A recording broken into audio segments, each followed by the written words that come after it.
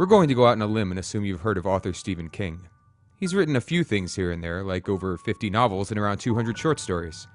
And these days, most of his work is snapped up by Hollywood quickly after release. Given his stories and novellas have provided the basis for over 80 films, shows, and TV movies, with more like the Dark Tower series in pre-production, you'd think that there'd be little left to mine. What are you talking about?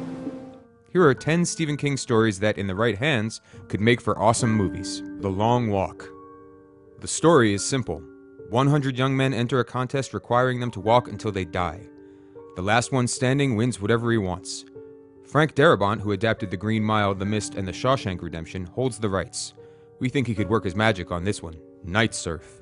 This was a short story in Night Shift. A killer flu wipes out most of humanity, leaving a few survivors to wander the countryside and try to rebuild society. It sounds just like The Stand because it's loosely set in the same universe. The story was made into a short film that played the festival circuit, but we think it needs the big budget treatment. I Am the Doorway.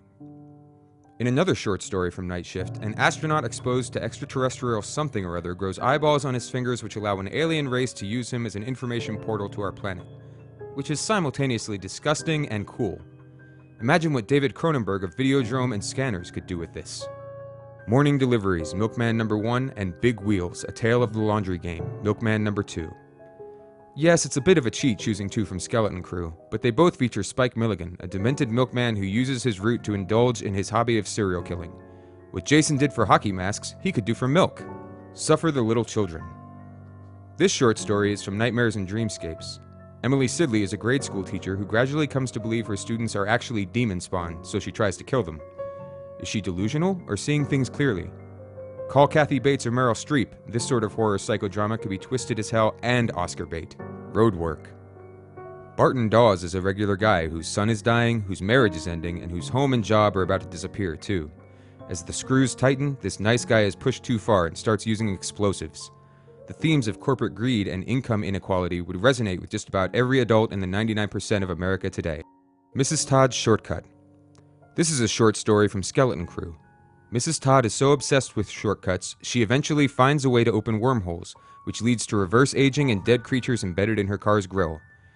As with much of King's short work, Mrs. Todd's Shortcut is really the jumping off point for a much bigger story about reality, and a film version could extrapolate her story to a full ride. Survivor Type. Another Skeleton Crew short.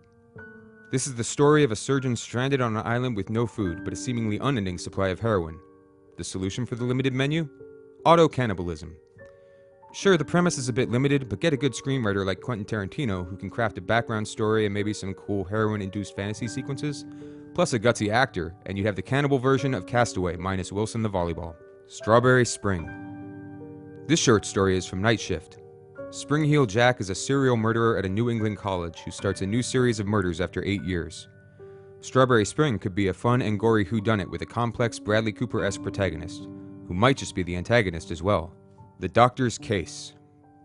Yep, Stephen King wrote a Sherlock Holmes short story. Kind of.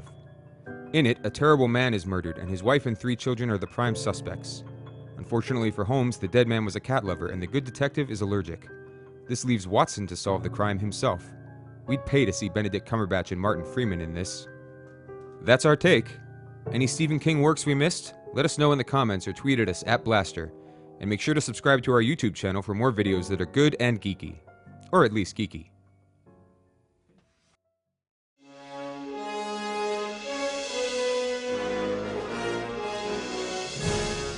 When you listen to the scripts, even with the involvement